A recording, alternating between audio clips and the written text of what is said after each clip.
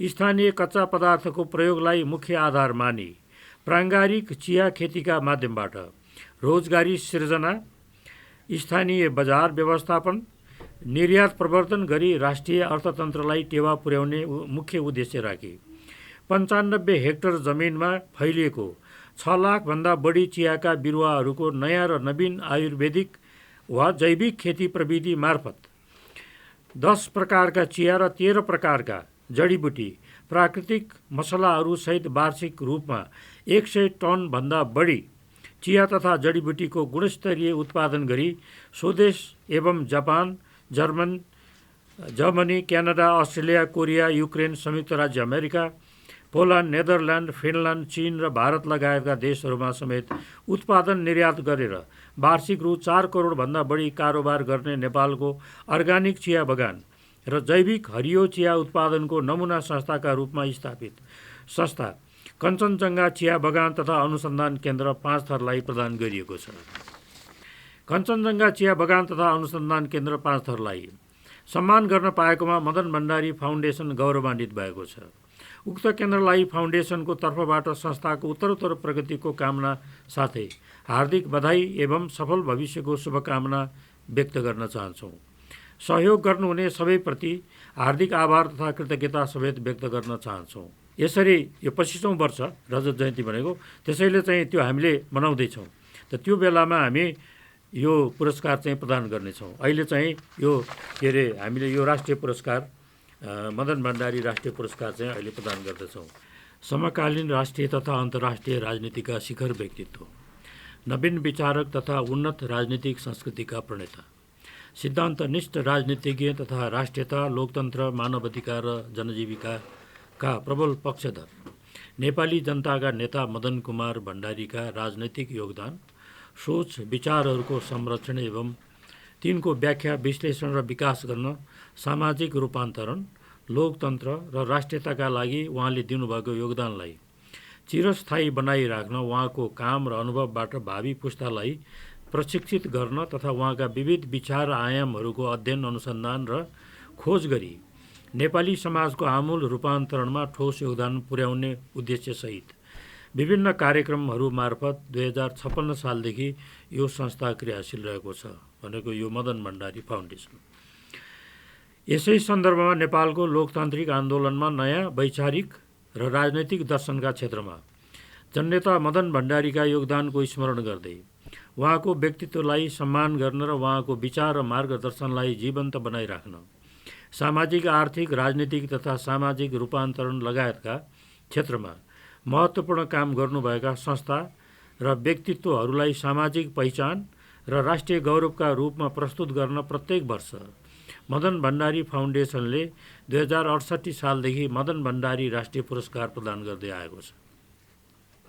यस वर्ष पनि उक्त पुरस्कार प्रदान गर्ने यस संस्थाको निर्णयका आधारमा आवश्यक मापदण्डहरू तय गरी नेपालमा स्थानीय कच्चा पदार्थको प्रयोगको आधारमा रोजगारी सृजना गरी आयात प्रतिस्थापन तथा निर्यात प्रवर्धन गरी राष्ट्रिय अर्थतन्त्रलाई टेवा पुर्याउने राष्ट्रिय उद्यमशीलताको क्षेत्र तय गरिएको थियो। उक्त क्षेत्रमा उल्लेखनीय योगदान पुर्याउनु हुने संस्था वा व्यक्तित्वलाई सहभागी गराउन सार्वजनिक सूचना मार्फत आवेदन आह्वान गरिनुका साथै सम्बन्धित क्षेत्रका सङ्घ संस्थाहरूलाई उपयुक्त संस्था वा व्यक्ति सिफारिस गर्नका लागि पत्राचार समेत गरिएको थियो। आएका आवेदनहरू उप छानबिन गरी निर्णय गर्न गठित विज्ञहरूको स्वतन्त्र छनौट समितिले गरेको छलफल, विश्लेषण एवं सिफारिस र फाउन्डेसनको केन्द्रीय सचिवालयले गरेको निर्णयका आधारमा माथि उल्लेखित क्षेत्रमा योगदान दिने संस्था वा व्यक्तित्वलाई यो वर्षको मदन भण्डारी राष्ट्रिय पुरस्कार 2080 प्रदान गरिने निर्णय गरिएको जानकारी यो कार्यक्रम मार्फत सार्वजनिक गराउन चाहन्छौँ। उक्त निर्णय अनुसार यो वर्षको पुरस्कार विगत 2041 सालदेखि नेपालमा चिया प्रवर्धनको लक्ष्य र सो क्षेत्रको अध्ययन अनुसन्धान गरी स्थानीय कच्चा पदार्थको प्रयोगलाई मुख्य आधार मानी प्राङ्गारिक चिया खेतीका माध्यमबाट रोजगारी सृजना, स्थानीय बजार व्यवस्थापन, निर्यात प्रवर्धन गरी राष्ट्रिय अर्थतन्त्रलाई टेवा पुर्याउने मुख्य उद्देश्य राखी 95 हेक्टर जमिनमा फैलिएको 6 लाखभन्दा बढी चियाका बिरुवाहरूको नयाँ र नवीन आयुर्वेदिक वा जैविक खेती प्रविधि मार्फत 10 प्रकारका चिया र 13 प्रकारका जडीबुटी प्राकृतिक मसलाहरूसहित वार्षिक रूपमा 100 टनभन्दा बढी चिया तथा जडीबुटीको गुणस्तरीय उत्पादन गरी स्वदेश एवं Japan, Germany, Canada, Australia, Korea, Ukraine, संयुक्त राज्य अमेरिका, पोल्यान्ड, नेदरल्यान्ड, फिनल्यान्ड, चीन र भारत लगायतका देशहरूमा समेत उत्पादन निर्यात गरेर वार्षिक रु 4 करोडभन्दा बढी कारोबार गर्ने नेपालको अर्गानिक चिया बगान र जैविक हरियो चिया उत्पादनको नमुना संस्थाका रूपमा स्थापित संस्था कञ्चनजङ्घा चिया बगान तथा अनुसन्धान केन्द्र 5 थरलाई प्रदान गरिएको छ। यो केन्द्रले 150 भन्दा बढी किसानलाई प्रत्यक्ष र 400 जनालाई अप्रत्यक्ष रूपमा रोजगारी प्रदान एवं कामदारका छोराछोरीलाई छात्रवृत्ति, इको हाउस परियोजना, गाई बैंक परियोजना, किसान सहकारी पसल, सामुदायिक विकास निर्माण जस्ता कार्यहरू मार्फत कर्पोरेट सामाजिक उत्तरदायित्व मार्फत पनि योगदान पुर्याइरहेको छ। यस केन्द्रमा 75% महिला कामदारहरू निर्णायक तहदेखि बगानमा काम गर्ने सम्म रहेका छन्। यस केन्द्रले स्वदेश लगायत अन्तर्राष्ट्रिय स्तरमा सिरिस, जास, USDA, ISO 22000, WFTO जस्ता संस्थाहरूबाट उत्कृष्ट उत्पादनकर्ताको प्रमाणपत्र समेत प्राप्त गरेको छ। पुरस्कृत कञ्चनजङ्घा चिया बगान तथा अनुसन्धान केन्द्र 5 थरलाई यही महिनाको 14 गते जन्यता मदन भण्डारीको 73औं जन्म जयन्तीको अवसरमा आयोजना हुने विशेष कार्यक्रम बीच रु 1 लाख नगद सहितको सम्मान पत्र प्रदान गरी पुरस्कृत गरिने कार्यक्रम रहेको छ। उक्त कार्यक्रम सफल पार्न यहाँहरू सबैको गरिमामय उपस्थितिका लागि सादर आमन्त्रण पनि गर्दछौँ। कञ्चनजङ्घा चिया बगान तथा अनुसन्धान केन्द्र 5 थरलाई सम्मान गर्न पाएकोमा मदन भण्डारी फाउन्डेसन गौरवान्वित भएको छ। उक्त केन्द्रलाई फाउन्डेसनको तर्फबाट संस्थाको उत्तरोत्तर प्रगतिको कामना साथै हार्दिक बधाई एवं सफल भविष्यको शुभकामना व्यक्त गर्न चाहन्छौँ। सहयोग गर्नुहुने सबैप्रति हार्दिक आभार तथा कृतज्ञता समेत व्यक्त गर्न चाहन्छौँ। महेन्द्र पाण्डे, अध्यक्ष।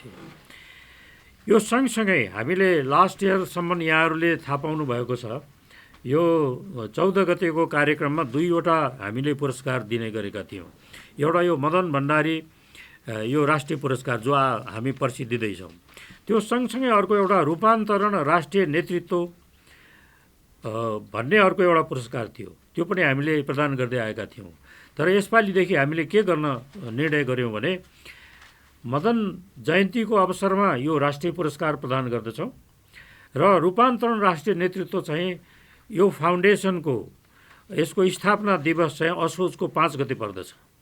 त्यो आफ्नो दिवसको स्थापना दिवसको दिन चाहिँ रूपान्तरण राष्ट्रिय नेतृत्व पुरस्कार चाहिँ त्यो दिन हामीले प्रदान गर्दछौँ। यसरी रजत जयन्ती यसरी यो 25औं वर्ष रजत जयन्ती भनेको, त्यसैले चाहिँ त्यो हामीले मनाउँदैछौँ। त त्यो बेलामा हामी यो पुरस्कार चाहिँ प्रदान गर्नेछौँ। अहिले चाहिँ यो हामीले यो राष्ट्रिय पुरस्कार मदन भण्डारी राष्ट्रिय पुरस्कार चाहिँ अहिले प्रदान गर्दछौँ। र अब बाँकी कुरा चाहिँ नि अब यहाँहरूका केही कोरिजहरू छन् भने त्यो चाहिँ हामी यहाँ हामीले त्यसको प्रत्युत्तरमा हामी केही कुरा भन्नेछौँ। र खास गरेर यो सिलेक्सन कमिटीको एउटा जुरी, इन्डिपेन्डेन्ट जुरी, हामी यो मदन भण्डारी फाउन्डेसनले इन्डिपेन्डेन्ट जुरी चाहिँ नि निर्माण गरेको थियो र त्यो जुरीको संयोजक चाहिँ नि हाम्रो रामशरण काकुरेलजी हुनुहुन्थ्यो र यसमा चाहिँ विभिन्न विधाका अरू साथीहरू पनि यो जुरी कमिटीमा हुनुहुन्थ्यो र उहाँहरू अहिलेसम्म यो कामसम्म उहाँहरू संलग्न भइराख्नु भएकै छ। पर्सि पुरस्कार प्रदान गर्ने दिन तपाईँले थाहा पाउनुहुनेछ, उहाँहरूलाई पनि हामी सानो टोकन अफ लभ चाहिँ दिन्छौँ र उहाँहरूलाई पनि सम्मान पत्र प्रदान गर्छौँ। उहाँहरूले यो भोलन्टरीली यो सारा चाहिँ छनौट गर्ने, विश्लेषण गर्ने र यो 3 महिनासम्म काम गरेर यो निष्कर्षमा ल्याइदिनु भएको छ। त्यसप्रति उहाँहरूप्रति पनि आभार म प्रकट गर्न चाहन्छु। यसरी यो पुरस्कार यो ठाउँमा आइपुगेको छ। अब हामी यो मदन जयन्ती मनाउँदैछौँ। मदन जयन्तीका त विविध कार्यक्रमहरू छन्।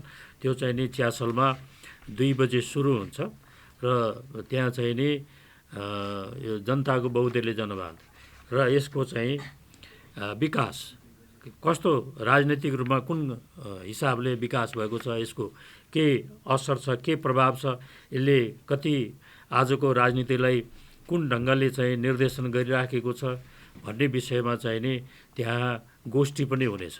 त्यो गोष्ठीमा पनि यहाँहरूको उपस्थितिको निमित्त हामीले अपेक्षा गरेका छौँ र अनुरोध गर्दछौँ। डेभलपमेन्ट भन्ने हाम्रो जर्नल छ, त्यो चाहिँ यो खास गरेर यो पिएमपिडी भन्छौँ हामी, जनताको बहुदलीय जनवादको सापेक्षतामा लेखिएका अनुसन्धानमूलक आर्टिकलहरू, त्यो इन्टरनेसनल स्ट्यान्डर्डको त्यो जर्नल हो। लास्ट इयरबाट हामीले सुरु गरेको र अहिले हाम्रो दोस्रो इस्यु हामी निकाल्दैछौँ।